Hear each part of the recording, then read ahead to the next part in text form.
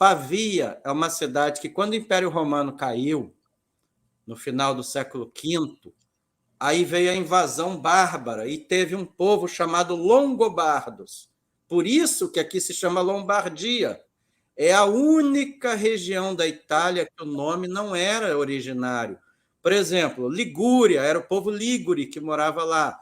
Lácio, onde fica Roma, era o Lázio, era É o povo verdade. fino. Calábria é um nome que remonta à Grécia, que era Magna Grécia. Será que daí que veio a família Lombardi? Provavelmente. E aí, Tem a quando Bruna Roma Lombardi, né? caiu, aí, Lombardinha.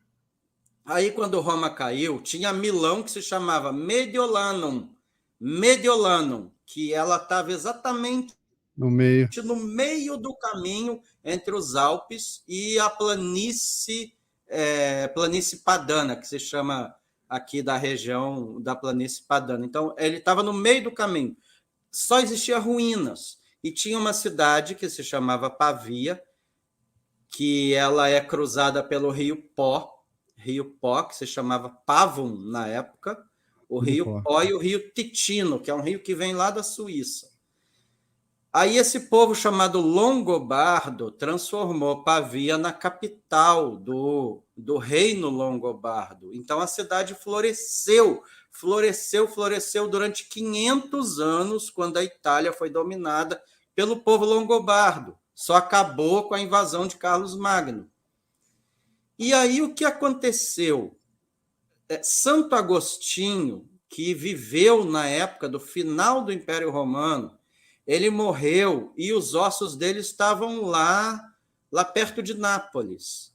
Eles estavam lá em Nápoles, digamos assim. E o povo longobardo, que se converteu ao cristianismo, e na época o cristianismo era uma coisa, vamos chamar no português, claro, radical, né? Eles eram radicais, os primeiros cristãos, eram extremamente radicais. E aí um rei longobardo teve a brilhante ideia de trasladar os ossos de Santo Agostinho para Pavia, porque Pavia passou a ser a capital da igreja. E aí os ossos de Santo Agostinho estão numa igreja de Pavia. E aí eu fui a essa igreja, passei uma tarde, fui lá visitar, e escrevi uma crônica que eu considero muito bonita lá, contei a história da cidade. Aí, quando a minha esposa chegou, levei ela em Pavia, nessa igreja, onde está esse santuário de Santo Agostinho. Ela chorou, a gente rezou, enfim, é uma sensação, Laudelino, que não tem como explicar, só para quem é católico. Mas não é só ser católico, porque eu sou movido, além da fé, eu gosto de ler, principalmente a patrística, principalmente Santo Agostinho, que é o início do cristianismo. Há 20 anos que eu leio as coisas que ele escreveu. Então, quando eu fui a Pavia, e aí eu me vi num lugar desse, que é um solo sagrado. E outra coisa, por incrível que pareça, nessa igreja onde tem o sarcófago dele, está também de um filósofo chamado Boécio,